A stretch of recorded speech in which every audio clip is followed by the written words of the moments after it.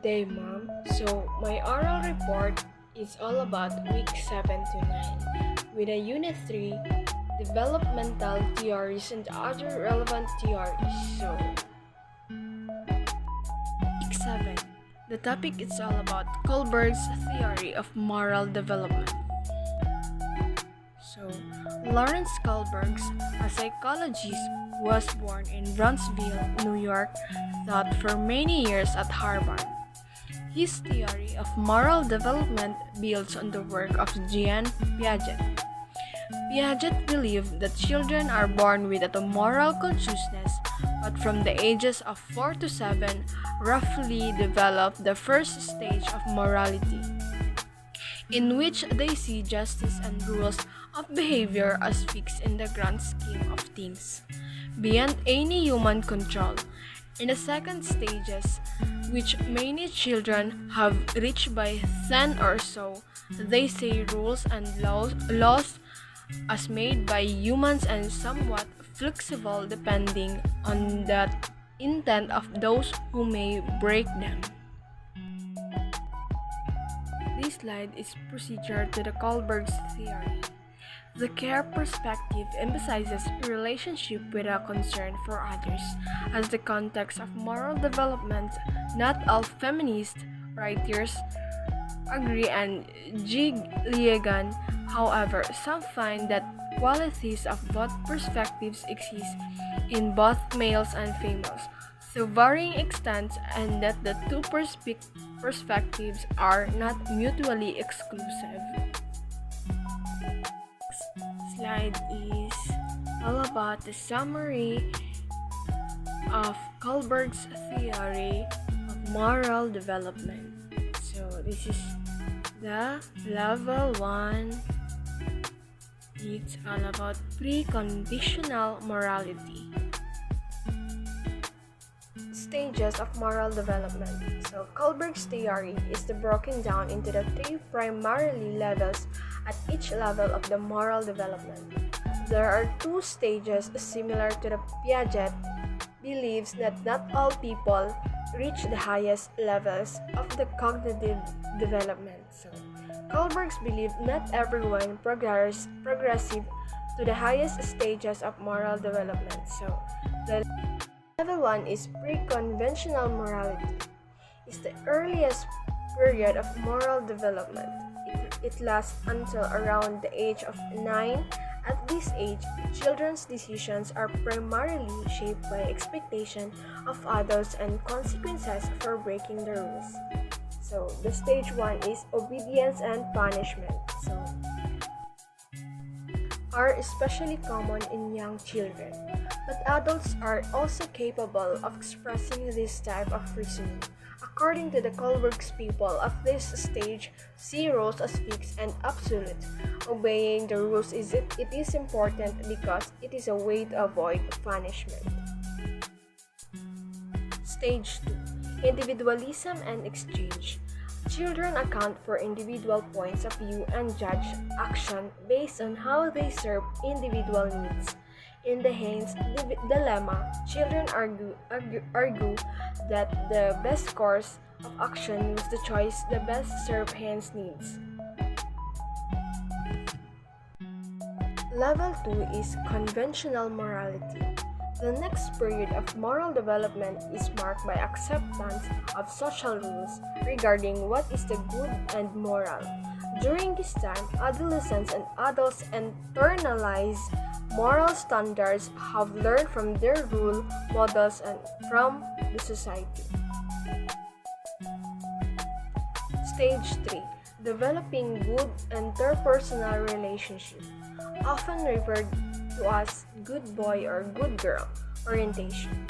This stage, the interpersonal relationship of moral development, is focused on living up to social expectation and rules.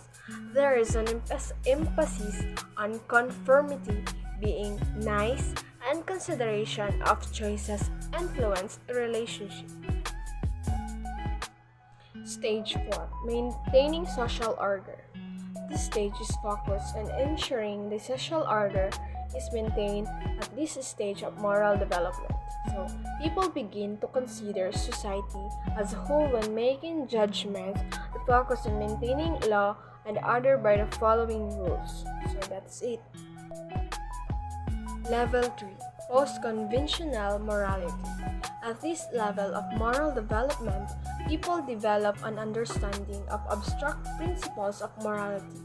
The two stages of this level are stage 5, social contract and individual rights. The ideas of a social contract and individual rights cause people on the next stage to begin to account for the differing values, opinions, and the beliefs of other people. Rules of law are important for maintaining a society, but members of the society should agree upon these standards. 6. The universal principles. Kohlberg's final level of moral reasoning is based off universal ethical principles and abstract reasoning. At this stage, people follow these internalized principles of justice, even if they conflict with the law and rules. Or Week 8. Week 8 is all about Vygotsky socio-cultural theory. So Vygotsky socio-cultural theory grew from the work of seminal psychologist Lev Vygotsky, who believed that parents, caregivers, peers, and the culture at large were responsible for developing high-order functions. According to the Vygotsky, learning has its basis in interacting with other people. Once it has occurred, the information is then integrated at once. Adults and peers influence learning, but also on how cultural beliefs and attitude affect how learning takes place. Scaffolding versus Vygotsky term for the appropriate assistance given by the teacher to assist the learner of our accomplishment task. So this is the Vygotsky worked on his theory around the same time as Piaget in between the 1920s and 30s, but they had clear differences in the views differences. So I prepare a picture of Piaget. So this is the picture of Piaget's stages of cognitive development. So the second one is the Vygotsky stages of cognitive development. Social interaction. Piaget's theory was more individual while Vygotsky was more social. Piaget's work for P.ED1 task focused heavily on how individuals' cognitive development become evident through the individual's own processing of the task. Vygotsky, on the other hand, gave more weight of the social interactions contribute to the community takes on the major roles in one's development.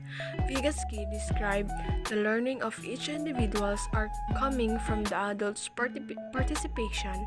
Parents, teachers, and the peers play a big role in this process to model and assisting the child for him. The social believe in the crucial role that culture played on the cognitive development of children. Piaget believed that as the child develops and matures, he goes through universal stages of cognitive development that allows him to move from simple explorations with the sense and muscle to complex reasoning.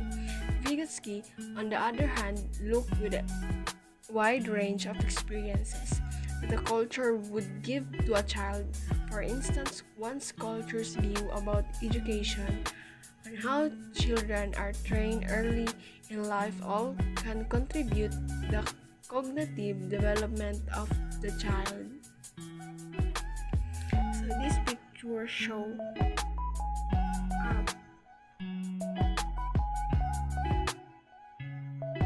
language is opening the door of learners to acquire knowledge that others already have. Learners can use language to know and understand the world, solve problems.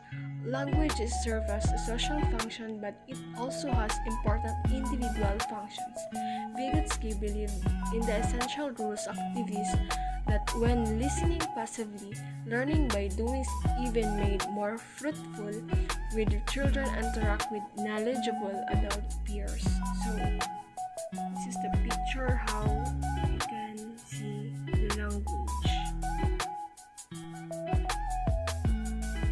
So, zone of proximal development. The distance between what a learner is capable of doing unsupported and what they can do supported. It is the range where they are capable only with support from someone with more knowledge or expertise. So, more knowledgeable and other. The degree to which children can rapidly develop under social guidance as compared to alone.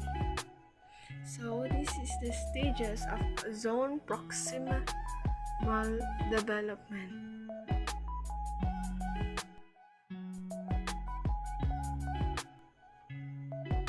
So week 9, the topic is all about Bronfenbrenner's ecological theory. So Bronfenbrenner's model, also known as the biological system theory, presents child development within the context of relationship system that comprise the child's environment. It describes multi-part layers of environment that has an effect on the development of a child. Environment of a child affecting of child's development. But we're not just looking the environment alone. We must look also the larger environment whereas the child has day-to-day interaction. This structure of environment microsystem. The first structure of environment is microsystem. Is the system closest to the person and the one in which he has direct contact, the family, school, and the neighborhood. This structure covers the children's immediate environment.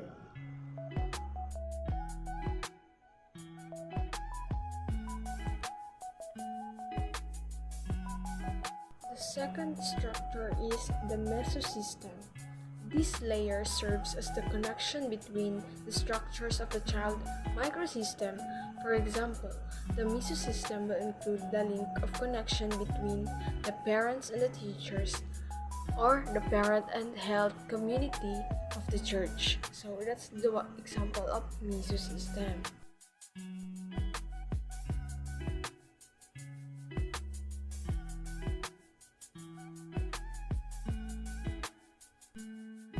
The third is ecosystem. This layer refers to the bigger social system in which the child does not function directly. This includes the city government, the place, and the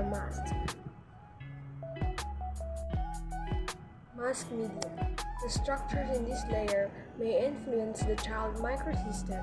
These include the circumstances of the parents' work-life delegation schedule, and we see a change in their children's routine with, for example, the mother worked in a call center.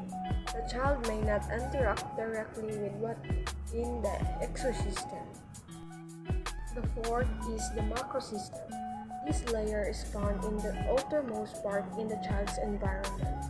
Includes the cultural values, custom, and law. The belief system contained in one's macrosystem permits all the interactions in the other layers and reaches the individual. The role of schools and teachers. Bronfenbrenner co-founded Head Start, the publicly funded early childhood program in the U.S. He concluded the stability and the predictability of the family life is the most destructive force to a child's development. Researchers tell us with the absence of lack of children's constant mutual interactions with important adult has negative effects on their environment. So, according to the bioecological theory, if the relationship in the immediate microsystem breakdown, the child will not have the tools to explore other parts of his environment. The children looking for the affirmations that should be present in the child's parent or their important adult. Relationship look for the attention and the inappropriate places. Differences show themselves especially in adolescence and antisocial behavior, lack of self-discipline, and inability to provide self-direction.